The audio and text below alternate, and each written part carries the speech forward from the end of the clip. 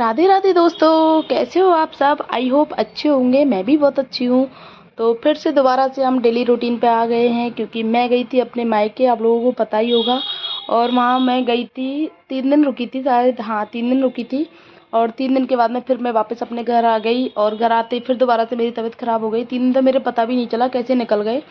और फिर से मेरी तबीयत ख़राब हो गई, और मेरा डेली रूटीन फिर से स्टार्ट हो गया, काम का, वीडियो का, सब कुछ। तो बच्चों को सबसे पहले स्कूल भेजा, क्योंकि कल से बच्चों के हो रहे हैं एग्ज़ाम स्टार्ट फर्स्ट टर्म के। तो उनको भी पढ़ाना ज़रूरी है, क्योंकि 3 दिन की छुट्टियां हो गई थी उनकी।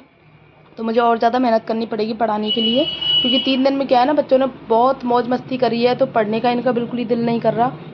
इनको फिर से पढ़ाने बैठाना, ये सब काम दोबारा से, मतलब और ज़्यादा 3 दिन के लिए गई थी, लेकिन और ज़्यादा मतलब 3 दिन की जगह 6 दिन की सिरदर्दी ले ली है मैंने। तो अभी कर लेती हूँ काम में। और तबीयत कुछ ऐसी चल रही है, अभी इस टाइम पे सही नहीं हुई है। चलो कोई बात नहीं, पहले काम कर लेते हैं। और यहाँ पर बेडशीट चेंज कर रही हूँ मैं, क्योंकि जब गई थी ना तो हस्बैंड ने बेडशीट चेंज नहीं की थी, उसी पर सो जाते थे डेली। तो आइसक्रीम और ठंडा पानी पी पी के गला बिल्कुल ख़राब हो गया है, मतलब बोला नहीं जा रहा। दवाई भी चल रही है, और दवाइयों से मुंह का टेस्ट ही ख़राब हो गया है, ना तो भूख लगती है, मतलब कुछ भी टेस्ट नहीं आता। मैं गई तो 3 दिन के लिए थी, लेकिन मैंने काम बढ़ा लिया अपने लिए 10 दिन का, क्योंकि अभी मेरी तबीयत ठीक नहीं है। तो और धीरे धीरे, मतलब मैं इतना कर नहीं पाऊँगी, धीरे धीरे काम करूँगी।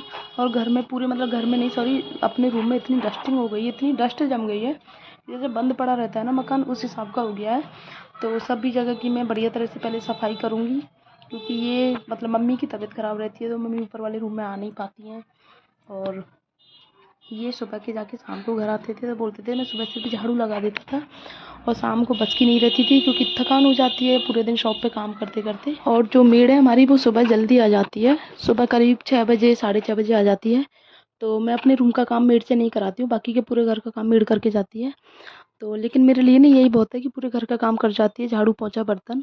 और अपने रूम का मैं आराम से करती रहती हूँ, मुझे कोई जल्दी नहीं रहती है। आराम से 9 बजे, 10 बजे इनको दुकान भेजने के बाद में, बच्चों को स्कूल भेजने के बाद में फिर आराम से करती हूँ मैं। और अच्छे से सफाई भी हो जाती है। इतनी सुबह सुबह सफाई नहीं होती, फिर क्या फ़ायदा, बच्चे ही रहते हैं, फिर बराबर से ऐसा ही हो जाता है, मुझे ही करना पड़ेगा। इससे अच्छा तो मैं ही कर लूँगी। तो पहले मैं सबकी साफ़ सफाई कर लेती हूँ। एक तो मेरा रूम जो है ना, वो तीसरी मंजिल पे है, तो वो डस्ट मतलब उड़ के आती है बाहर से। कितने भी गेट लगा लूँ मैं, कुछ भी कर लूँ, लेकिन अगर थोड़ी देर के लिए भी, आधा घंटा 1 घंटे के लिए गेट खुले रहने दो, रख दो, तो मतलब इतनी ज़्यादा डस्ट उड़ के आ जाती है। और कपड़ों में भी, कपड़े क्या है, मैं तुरंत जस्ट मतलब अपने रूम के बाहर ही बालकनी है, वहाँ पे कपड़े सुखाती हूँ। ऐसे ही कपड़ों में इकट्ठा हो जाती है धूल, उनको फटकार फटकार के तब मुझे तह बनानी होती है। और मैं जितना हो सकता है, मतलब जो, मतलब ऊंचाई पे नहीं चढ़ूंगी, क्योंकि मुझे मतलब ऐसे चक्कर जैसा फील होता है। तो मैं बस जितना मेरा हाथ आ जाएगा उतनी मैं सफाई करूँगी। बाकी की जब मेरी तबीयत सही हो जाएगी तब मैं कर लूँगी।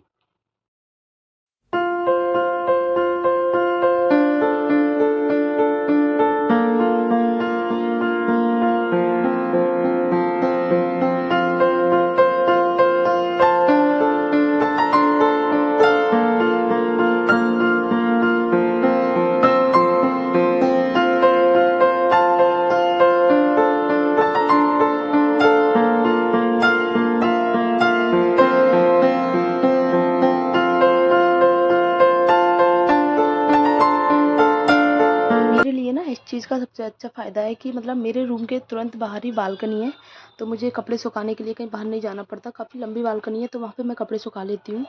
और जाल भी लगा हुआ है, तो बंदरों का डर नहीं है। बालकनी के जस्ट बाहर जाल लगवा दिया, बिल्कुल पूरा पैक करवा दिया है, क्योंकि हमारे यहाँ पे बंदरों का आतंक बहुत ज़्यादा रहता है। आपको पता ही होगा, गोवर्धन, वृंदावन, मथुरा, इन सब में बंदरों का आतंक बहुत रहता है। तो जाल लगा हुआ, उससे पूरी सेफ्टी रहती है। लेकिन फिर भी बंदर पता नहीं कैसे भी हाथ चला के, छोटे छोटे कपड़े होते हैं ना बच्चों के, हैंकी हो गए, उनकी इनर वगैरह होते हैं, उनको तो ले ही जाते हैं, कितनी भी सावधानी रख लूँ मैं। तो ये हाल है। तो पहले मैं कपड़े सुखाऊंगी, उसके बाद में फिर थोड़ी देर आपसे बात करते हैं।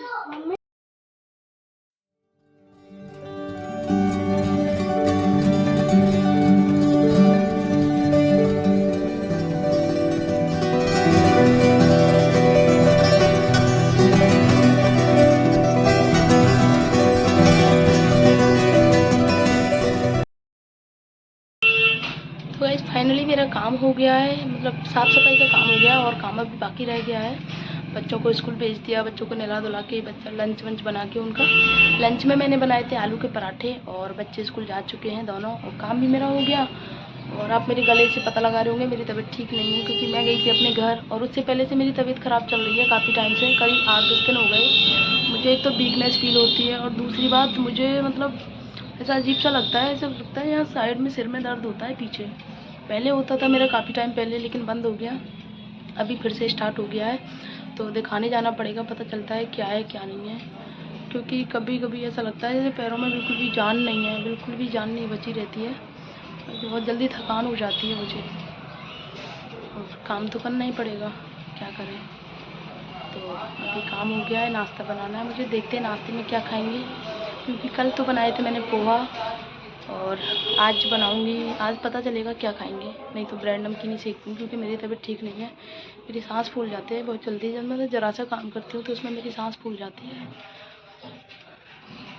चलो कुछ नहीं, तो चलता रहता है। तो मिलते हैं थोड़ी देर बाद में। अभी तो मुझे बहुत सारा काम करना है, क्योंकि कल मैंने बैग खाली लिया था, तो बैग में जो मम्मी ने कपड़े वपड़े दिए थे, साड़ी, बच्चों के कपड़े, वो अभी मैंने ऐसे एज इट इज़ रखती हैं, उनको छेड़ा नहीं है। अभी उनको खाली करूँगी, फिर उनको सेट करूँगी, फिर साड़ी के ब्लाउजेस वगैरह निकालनी है मुझे, फिर खुद ही स्टिचिंग करूँगी। क्योंकि मेरे को ना दूसरे की सिलाई मतलब महीने भर से पहले कोई देता नहीं है सिल के, इतना मुझसे इंतज़ार होता नहीं है। क्योंकि मेरा तो ये है कि जैसे अगर मैंने साड़ी ली है तो तुरंत ही ब्लाउज पहनना मतलब सिल लेती हूँ, मेरे पे इंतज़ार नहीं होता है। चाहे पहनूँ कभी भी, लेकिन सिलाई मुझे तुरंत चाहिए। तो मैं खुद से सिलाई करूँगी, क्योंकि अभी बच्चे स्कूल जाते हैं तो मेरे पास पूरा टाइम रहता है, फिर मन भी नहीं लगता बैठे बैठे क्या करूँ, तो सिलाई कर लेती हूँ। तो चलो कर लेते हैं और बाकी के काम। बहुत थक गई मैं बिल्कुल ऐसी, एक तो काफ़ी टाइम से नींद नहीं आ रही मुझे, और थकान थकान सा रहता है, शरीर बिल्कुल थका थका सा रहता है। कभी लगता है गर्मी लग रही है, कभी लगता है ठंड लग रही है, पता ही नहीं क्या हो रहा है। तो गाइज़ ये कुछ कपड़े हैं जो कि मुझे मम्मी ने दिए थे, बच्चों के हैं, मेरे हैं और बेटी के कपड़े हैं। तो ये मैं जो आपको दिखा रही हूँ अभी, ये बेटे के कपड़े हैं। यहाँ पर क्या है, मेरी पंखे की वजह से वॉइस नहीं आ रही थी क्लियर, तो इस वजह से मुझे वॉइस ओवर करनी पड़ रही है। बच्चे के कपड़े, और बच्चों के कपड़े यार कितने महंगे आते हैं सच में यार, मतलब बहुत कॉस्टली आते हैं बच्चों के कपड़े। मैंने तो मतलब मैं तो बहुत कम शॉपिंग करती हूँ बच्चों के कपड़ों की, वरना मतलब इनकी बुआ मतलब दीदी या इनके पापा यही करते हैं बच्चों की शॉपिंग, बच्चों के कपड़ों की शॉपिंग। तो ये कुछ साड़ियाँ हैं मेरी, जो कि मुझे डेली वियर के पर्पज़ से लेके आनी पड़ी थी, क्योंकि कॉटन साड़ी पहन पहन के मैं इतना ज़्यादा बोर हो गई थी, बहुत ज़्यादा।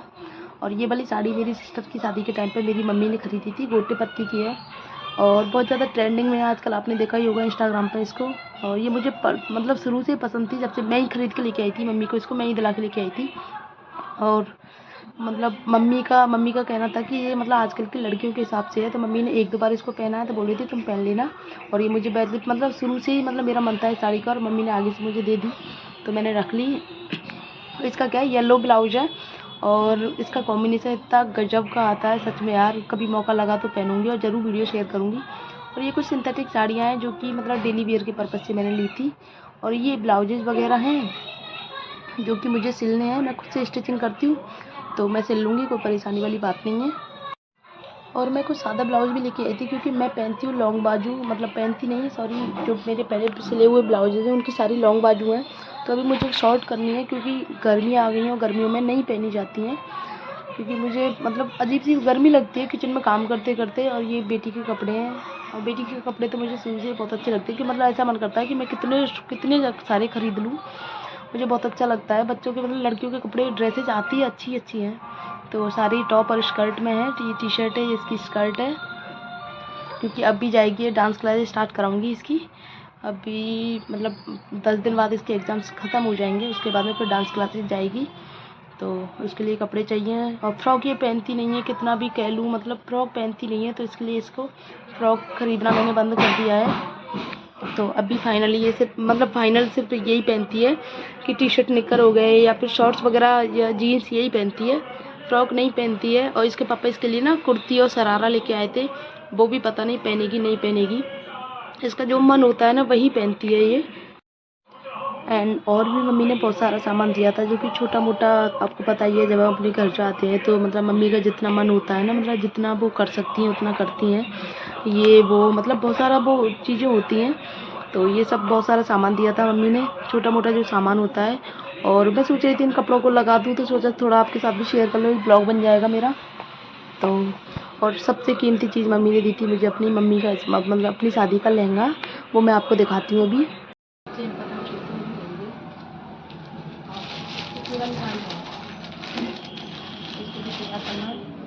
और एक है ये सबसे बड़ी अमानत, मेरी मम्मी का लहंगा, शादी का लहंगा। और मेरी मम्मी की शादी का ना 30 साल कंप्लीट हो गए। 30 साल कंप्लीट होने के बाद भी मतलब लहंगा बिल्कुल नया ब्रांड ऐसे हुआ है जैसे कि उस टाइम के फैशन के अकॉर्डिंग नहीं है, न्यू फैशन के अकॉर्डिंग लहंगा है कि मतलब सब ताजुब कर रहे थे जब सबने देखा था कि मतलब आजकल लगता ही नहीं कि 30 साल पुराना लहंगा है। तो इसको मैं रीयूज़ क्या करना है, इसका ब्लाउज बनवा के, क्योंकि मम्मी का जो ब्लाउज है ना, मम्मी के पहले के टाइम के पुराने ब्लाउज थे, ऐसे थे ना, ऐसे टाइम के वो ऐसे चलते थे पफ वाले, वो प्लेन ब्लाउज था इसका, तो उसको मैं नहीं लेके आई। लेकिन अभी इसका मैं ब्लाउज सिलवा के और जब पहनूंगी, और सच में यार इतना सुंदर लहंगा था, कलर भी इतना प्यारा है इसका, आप कह नहीं सकते हो बिल्कुल कि ये पुराना लहंगा है। ये इसमें जरदोजी जो बोलते हैं ना, जरदोजी वाला वर्क है, इसमें ऐसे दिखाती हूँ।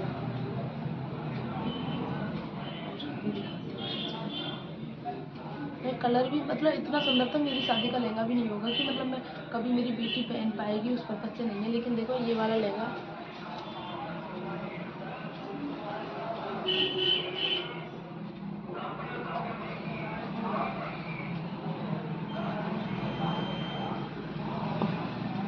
और ये वाला धागे का वर्क मतलब जो पहले चलता था, क्या बोलते हैं उसको, लेकिन ये मतलब ना तो ख़राब हुआ है ना कुछ हुआ है, जैसा अभी भी ऐसा ही है।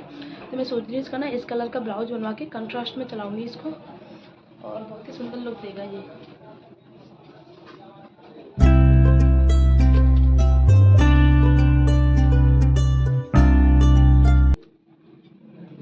और इसकी राजस्थानी पोशाक भी बहुत सुंदर बनेगी।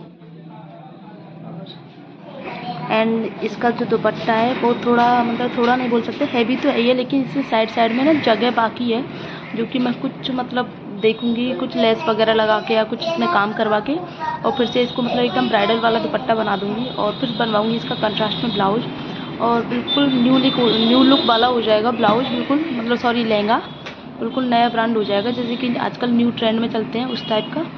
तो देखती हूँ कब पहनना होता है, क्योंकि अभी त्यौहार तो तीज आएगा, आई थिंक, हाँ तीज आएगी, तीज के बाद करवा चौथ। तो तीज पे तो हमारे यहाँ कुछ करते नहीं है, बस ऐसे ही घूमने चले जाते हैं। तो देखते हैं करवा चौथ पे पहन पाती हूँ तो ज़रूर आप लोगों के साथ भी शेयर करूँगी।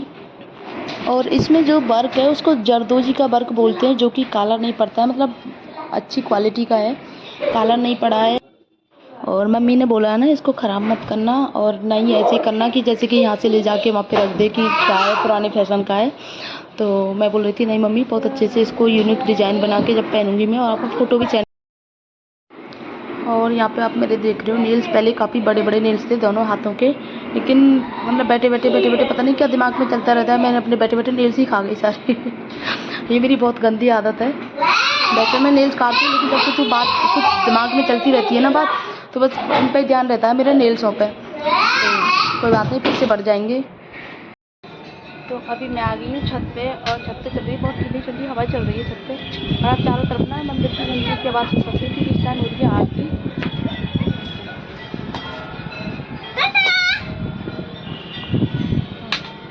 इधर यहाँ बच्चे खेल रहे हैं, हाथ में ले रखा है मैंने डंडा, बंदरों की वजह से।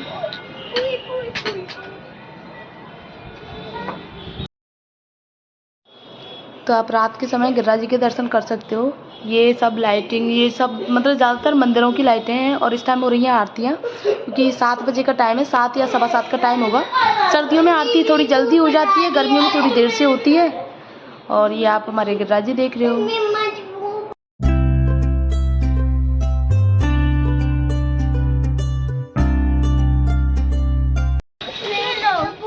अगर आपको आज का ब्लॉग पसंद आया तो वीडियो को लाइक कर दें, शेयर कर दें, कमेंट जरूर कर दें। तो मिलते हैं नेक्स्ट ब्लॉग में, तब तक के लिए बाय।